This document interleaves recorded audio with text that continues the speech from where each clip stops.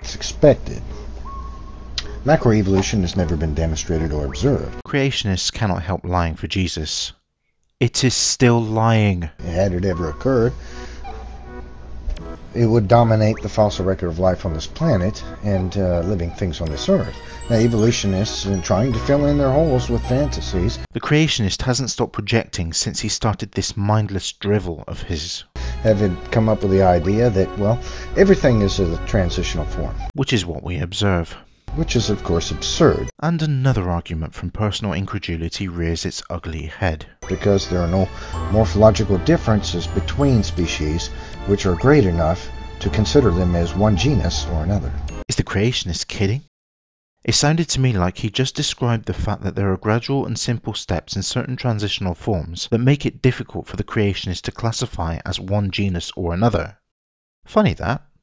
Evolution predicts this. It indicates no such thing. Sediment deposition rates show the Mississippi Delta was formed about 6,000 years ago, shortly after the sea level stabilized after the glaciers melted 10,000 years ago. But what does this prove? It proves that the Mississippi Delta is younger than 6,000 years. Yes, less than 6,000 years ago. Yes, the Mississippi Delta.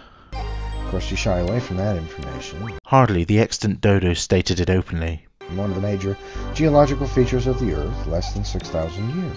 It's a major geological feature of a part of the USA. There are others, such as the Grand Canyon and Devil's Tower.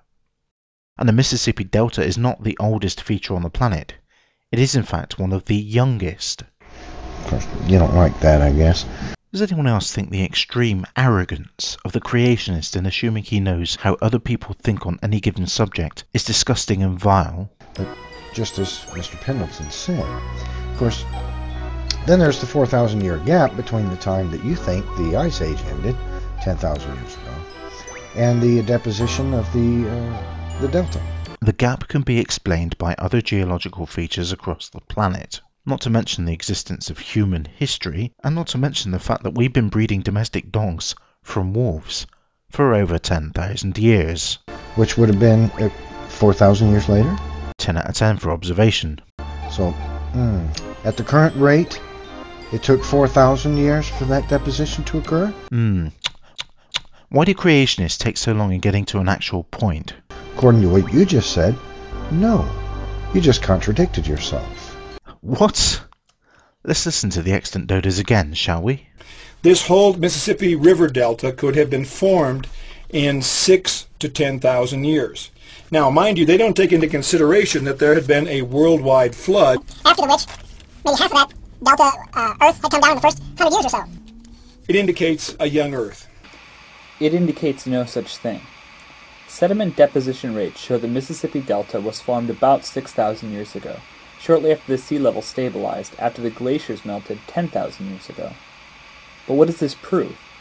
It proves that the Mississippi Delta is younger than 6,000 years. Who said the Mississippi Delta was present at the creation of the Earth? You just contradicted yourself. Who said the Mississippi Delta was present at the creation of the Earth? King Clone, a creosote bush ring in the Mojave Desert, is 11,700 years old.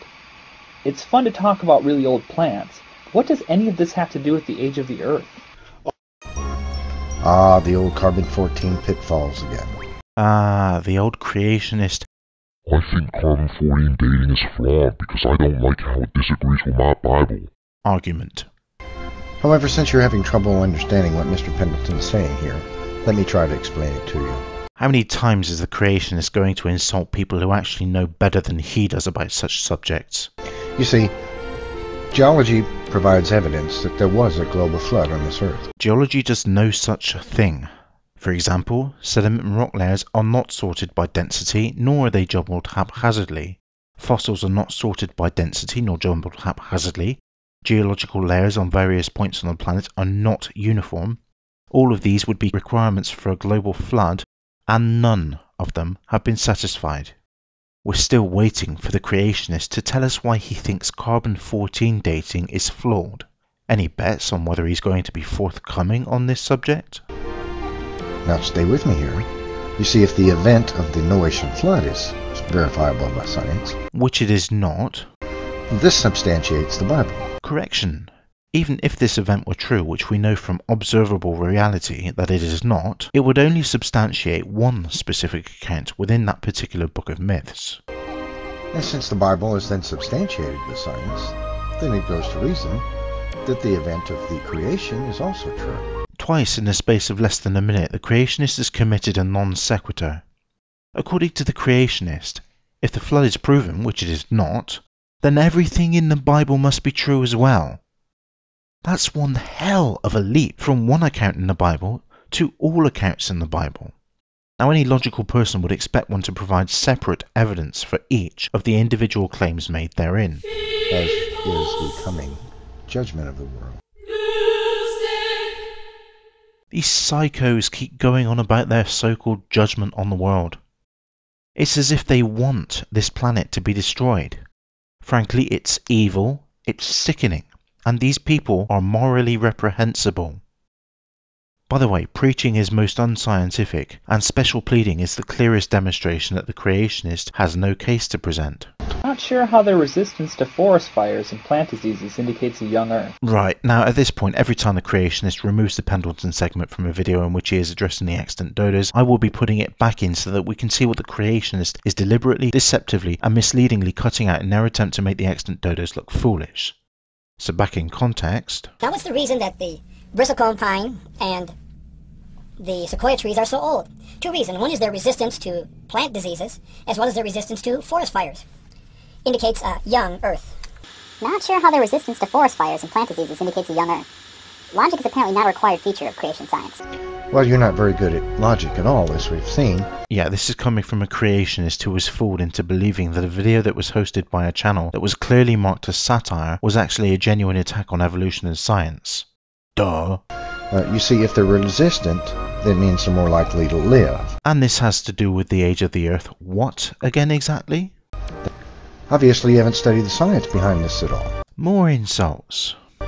Which is why you may have made so many fallacious claims.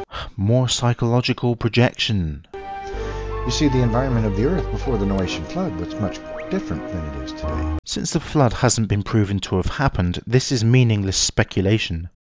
The creationist has no idea of what really happened, as is clearly evidenced by his continued rambling on subjects that he hasn't even a basic high school understanding of. The oxygen content was higher, the atmospheric pressure was higher, plants lived to be much bigger and longer, and so did human beings. We know the cause of aging in living creatures is due to DNA breakage at the telomeres during replication. The creationist explanation is completely incorrect. It's a bit like Kent Hovind saying that aging is caused by X-ray damage. Everything was healthier and stronger. More meaningless speculation due to an assumption on an event we know hasn't been proven to have happened. What's with this creationist obsession over a global flood anyway? Oh yes, it's in their Bible. 6 billion people. It agrees with what the Bible says. Indicates a young Earth. Again, with made-up figures pulled out of the nether regions of his lab coat, he reaches his preconceived notion. Population growth has little to do with maximum reproductive capability. Populations are dependent on the carrying capacity of the environment. When the carrying capacity is reached, the population is held stable, as it was for much of man's history before technology allowed us our recent exponential growth. As a comparison, if bacteria were allowed their unlimited reproductive capability, they would fill every square inch of the Earth in less than a week. Oh, you're not understanding again. Here we go once again. Let's say you have 1,000 people, and these 1,000 people have 2.5 children per generation. Then compare that to 1 million people having 2.5 children per generation, then to 1 billion. You see, population increases exponentially. And without sufficient resources to carry this increased population, any excessive numbers unsupportable by the environment will die off due to starvation, predation, or other environmental factors that the creationist has clearly not taken into account. It is a well-known fact that not everyone survives to reproduce even in our modern technological world. This is grade school stuff.